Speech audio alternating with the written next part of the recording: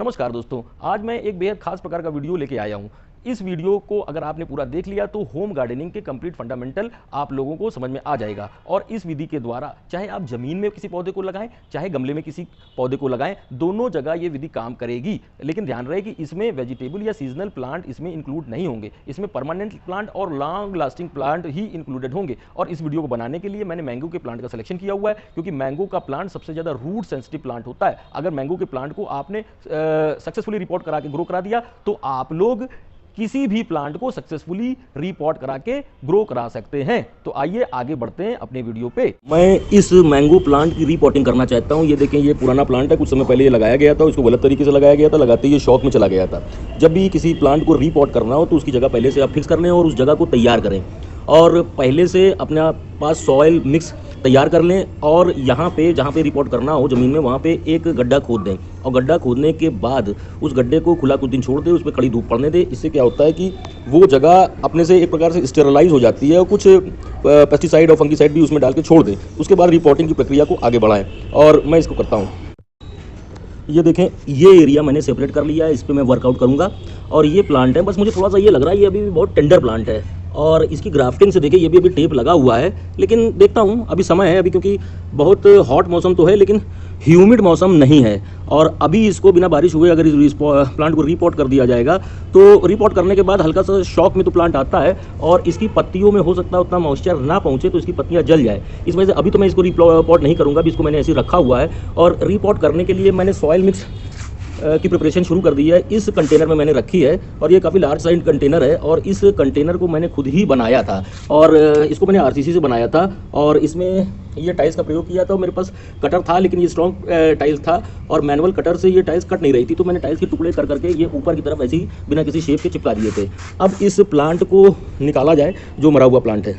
अब इस प्लांट को उखाड़ा जाए, और ये नया प्लांट लगा हुआ था, काफ़ी आसानी से ये उखड़ गया, मुझे ज़रा सा भी मेहनत नहीं करनी पड़ी।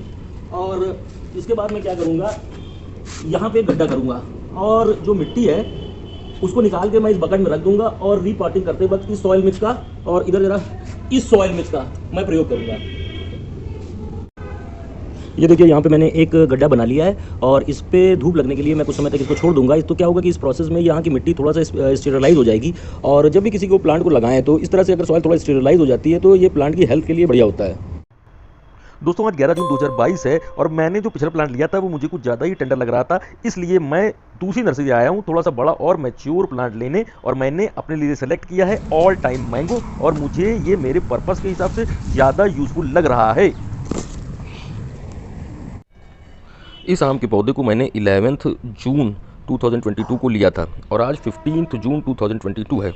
अनफॉर्चुनेटली नर्सरी से लाने के बाद तीसरे ही दिन से ये पौधा शॉक में जाना शुरू हो गया है। और आम का पौधा अगर एक बार शॉक में जाना शुरू हो जाए तो उसको रोक पाना बड़ा मुश्किल होता है। इसलिए मैं सोचा था कि रिपोर्टिंग में कुछ मैं वेट करूंगा, लेकिन अब मुझे लगता है कि इसको और वेट करने की ज़रूरत नहीं, इसको रिपोर्ट कर दिया जाए। और मुझे लगता है कि संभावना बड़ी कम है कि ये प्लांट बच पाएगा, लेकिन रिपोर्टिंग करके देखते हैं। सही तरीके से रिपोर्टिंग करूँगा, हो सकता है कि ये प्लांट रिकवर कर जाए।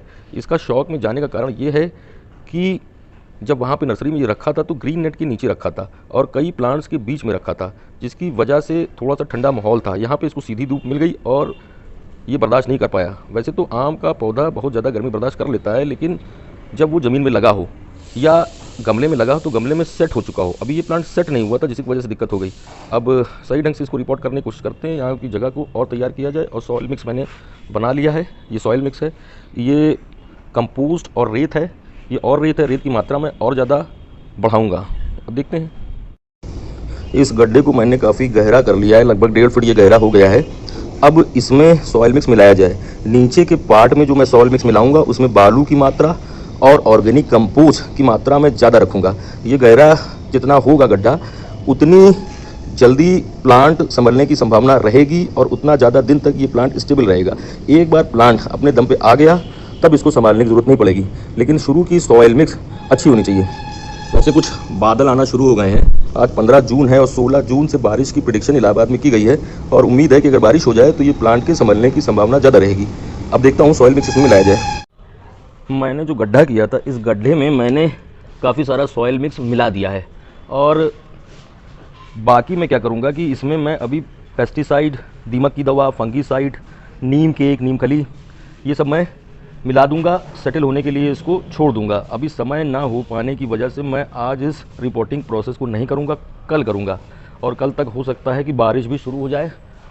बादलों की संख्या बढ़ती जा रही है, गर्मी भी थोड़ा कम है, और कोशिश करता हूं कि ये प्लांट बच जाए। और अगर ये प्लांट बचता है तो एक प्रकार का मिरेकल ही होगा। और इसको मैं कुछ समय तक एक्सट्रीम सन से बचाऊंगा। और मैं यहाँ पे एक इसको प्रोटेक्शन के लिए 50% सनरेज रिफाइन करने वाला ग्रीन नेट भी लगा दूंगा। तब हो सकता है कि शायद ये प्लांट बच जाए। और रिपोर्टिंग के बाद जब तक ये प्लांट नई शूट्स नहीं देता है तब तक मैं मानूंगा कि ये प्लांट शॉक में है। और अगर इसने जुलाई में अगर नई शूट्स दे दी और अच्छे से दे दी, तब हो सकता है कि ये प्लांट बच जाए।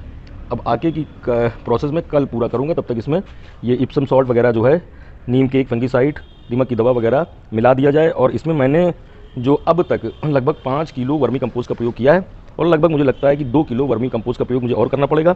और इसके अलावा कोकोपीट, सूखी कोकोपीट मैंने लगभग 2 किलो जो है तैयार की है। और मैंने ये 10 लीटर की बाल्टी है पेंट की, इसको भर के बालू का प्रयोग किया है। अब आगे देखता हूँ क्या होता है।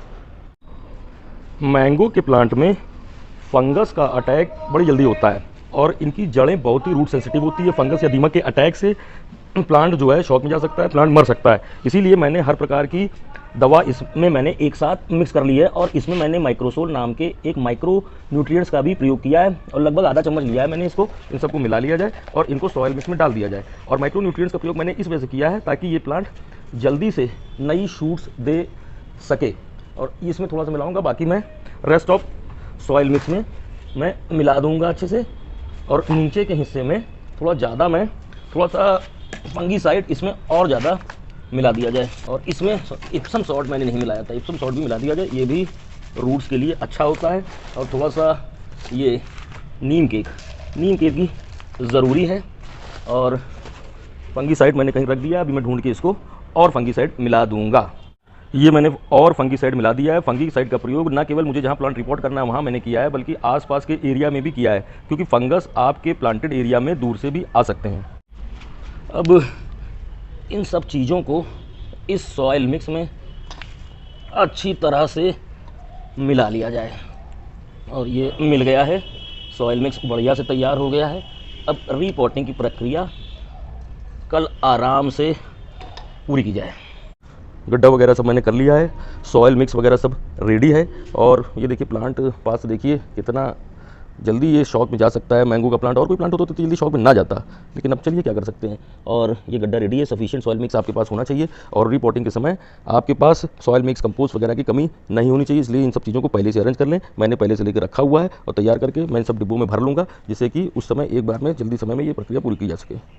रिपोर्टिंग के लिए मैं अपनी खुद की बनाई हुई कंपोस्ट का भी प्रयोग करना चाहता हूँ। ये कम से कम 4 साल पहले मैंने इसमें कंपोस्टिंग कर रहा हूँ, और इसके मैंने कुछ घास वगैरह निकली थी, डाल के इसको ढक दिया था, जिससे कंपोस्ट अपना मेंटेन रहे और ज़्यादा ख़राब ना हो जाए। तो इसके नीचे जो है अच्छी कंपोस्ट तैयार रखी हुई है। इसको मैं निकाल के इस चलनी से चाल लूँगा। और इस कंपोस्ट से मुझे बहुत बढ़िया रिजल्ट मिला था। मैंने कई साल पहले जब इस मैंगो के प्लांट को रिपोर्ट किया था, तो मैंने खुद की ही बनाई हुई कंपोस्ट का बहुत ज़्यादा मात्रा में प्रयोग किया था, और ये प्लांट सक्सेस रहा। लगभग 6 साल से ये प्लांट चल रहा है।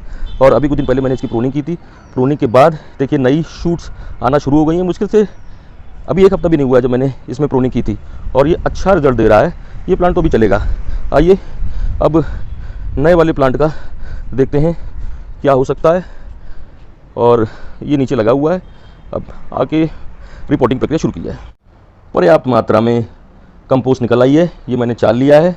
जो चालने के बाद बचा हुआ हिस्सा है उसको फिर मैं डिब्बे में डाल दूंगा, और ये और सड़ेगा, और कुछ समय बाद जो है कंपोस्टिंग के लिए ये भी तैयार हो जाएगा। वैसे इसको सीधे भी मिट्टी में डाला जा सकता है, कोई दिक्कत वाली बात नहीं है। ये ऑलरेडी काफ़ी तैयार है, लेकिन मैं इस महीन जो चालने के बाद बचा हुआ हिस्सा इसका मैं प्रयोग करूँगा। ये मैंने सारी रिपोर्टिंग तैयारी कर ली है। और ये प्लांट मुझे थोड़ी सी टेंशन है, पता नहीं ये रिकवर कर पाएगा कि नहीं कर पाएगा, अब देखते हैं। और ये मेरा जो किचन वेस्ट से बना कंपोस्ट है, ये बाकी कंपोस्ट वगैरह है, और ये सब मिट्टियाँ हैं मैंने अरेंज कर ली है। सबसे पहले इसको डाला जाए, ये रूट के काफ़ी नज़दीक रहेगा, और इससे मुझे अच्छा रिजल्ट मिला था। रूट के जस्ट नीचे का हिस्सा जितना हो सके उतना न्यूट्रिशियस होना चाहिए, और नीचे के हिस्से में ये सफिशिएंट मिल गया है।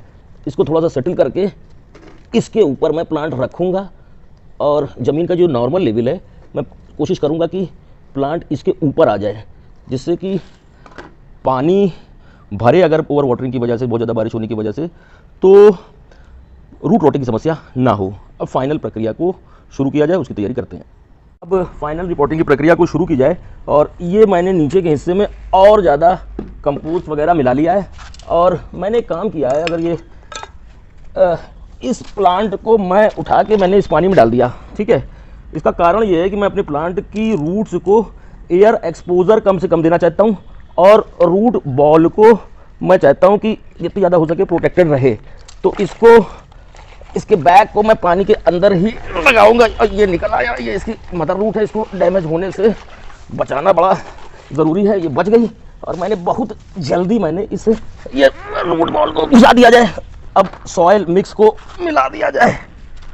ये देखिए सॉयल मिक्स मिल गई है, और प्लांट को सीधा कर लिया जाए, क्योंकि इस समय ही आप इसके शेप को सेट कर सकते हैं, इसके बाद नहीं हो पाएगा ये। और ये ब्रिक्स वगैरह जो रखी हैं इनको फिलहाल यहाँ से हटा दिया जाए, और कोई ब्रिक्स तो नहीं है ये, और ज़्यादा इसमें बाकी सॉइल मिक्स मिला दिया जाए। ये मैंने बाकी सॉइल मिक्स मिला दिया है, और ये हो गया है, लेकिन अभी सॉइल मिक्स की और ज़्यादा ज़रूरत पड़ेगी। फिलहाल इसमें काफ़ी सॉइल मिक्स आ गई है। ज़रा सॉइल मिक्स और लेने दो मुझे।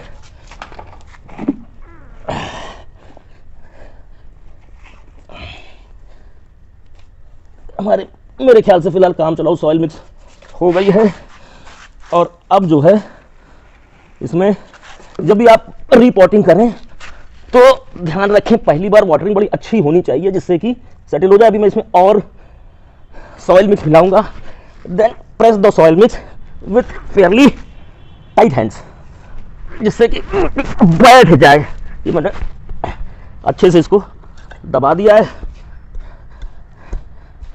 ज़्यादा मतलब रूट बॉल पे झटका ना लगे, ध्यान रखें। थोड़ा दूर की मिट्टी को प्रेस कर दें। अब वाटरिंग मुझे करनी है, इसको मैंने, ये लाओ भाई, एक सेकेंड, ये जो है ऊपर से वाटरिंग की जाए। 5 लीटर का गैलन है, इसके पूरे पानी को मैं यहाँ पे डाल दूंगा। उसके बाद इसमें लगभग एक बड़ा तसला सॉइल मिक्स और मिलाऊंगा। कुल मिला के रीपॉटिंग की प्रक्रिया सही ढंग से पूरी हो गई है। और ये जो ऊपर के सूखे हुए पत्ते हैं, आगे चल के बस ये रिकवर तो नहीं होंगे, ये 15-20 दिन में टूट जाएंगे। इन पत्तों को मैं या तो अपने से टूट जाएंगे, या कुछ समय बाद मैं इनको निकाल दूंगा। ब्रांच अभी हरी है, फिलहाल इसको निकालने की ज़रूरत नहीं है। हो सकता है कि इन हरी ब्रांचों में नए शूट्स आ जाएं। ये तो हो गया, चलो। और इस प्रकार से मैंने रिपोर्टिंग की प्रक्रिया को संपादित कर लिया है। ये थोड़ी सी मिट्टी को अच्छे से प्रेस किया जाए, जिससे कि सेटल रहे, और लास्ट में थोड़ा सा कंपोस्ट वगैरह और मिला दिया जाए, और ये बढ़िया से बैठ गया है। अब इस पर थोड़ा सा पानी और डाल दिया जाए, और बारिश होगी निश्चित रूप से 1-2 दिन के अंदर, तो इस पर अच्छा पड़ेगा असर। और मैंने इसकी ज़मीन को थोड़ा सा उठा दिया है, कि जिससे अगर ओवर वाटरिंग हो जाए, बहुत ज़्यादा बारिश पड़े, तो ये देखें, ये जो ज़मीन है इससे थोड़ा सा ऊपर है, मैंने ईंटों से कवर कर दिया है। और इस जगह पे पानी बहुत ज़्यादा इकट्ठा ना हो, क्योंकि मैंगो प्लांट की रूट सेंसिटिव होती है, और इसमें रॉटिंग की समस्या आना बड़ी आम बात है। दोस्तों आज 17 जून है, आज थोड़ा सा धूप थी जिसकी वजह से मैंने यहाँ पे ग्रीन नेट का प्रयोग कर दिया है और ये 15-20 दिन तक, ये जब तक ये प्लांट पूरी तरह से सेटल नहीं हो जाता, मैं यहाँ पे ग्रीन नेट लगाए रखूंगा। और रीपॉटिंग की प्रक्रिया मुझे लगता है कि बहुत अच्छी तरह से पूरी हुई है, क्योंकि जो पत्तियां सुरक्षित थी और दूसरे ही दिन मैं देख रहा हूँ कि उसमें थोड़ी सी जान आई है, डल नहीं पड़ी है और लगता है कि ये प्लांट मेरा रिकवर कर जाएगा और जल्दी ही इसमें नई शूट्स देखने को मिलेंगी।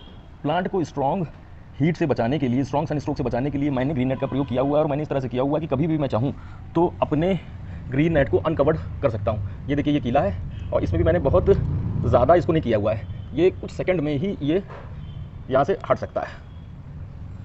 इसके अलावा मैंने यहाँ की रोप भी बांधा नहीं है, सिर्फ ऐसे लपेट दिया है जिससे कि कभी भी चाहूँ तो मैं ये आसानी से हट जाए। चूँकि प्लांट को रिपोर्ट करते वक्त मैंने काफ़ी सारी कंपोस्ट का प्रयोग किया हुआ है और कंपोस्ट कुछ गर्म होती है और गर्मी के सीज़न में जब स्ट्रॉन्ग गर्मी पड़ रही हो, जब भी आप अपने प्लांट को रिपोर्ट करें तो प्लांट को 15 से 20 दिनों तक डायरेक्ट सन के एक्सपोजर से बचाएं और प्लांट को अपने ठंडे एनवायरनमेंट में रखें, तभी आपका प्लांट सर्वाइव कर पाएगा। आज 20 जून 2022 है, मैंने इस प्लांट को 16 जून 2022 को रीपॉट किया था और ऊपर का हिस्सा तो शॉक में आ गया था, लेकिन नीचे के हिस्से में जान आई है और आज इसमें नई शूट्स के आने के भी सिम्टम आ गए हैं।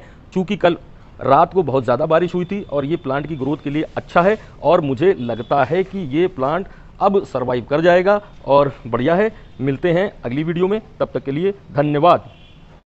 इस प्रकार के और इनोवेटिव आइडियाज़ के लिए हमारे चैनल को लाइक करें, सब्सक्राइब करें और शेयर करें, बेल आइकन को भी प्रेस कर दीजिएगा। Thank you.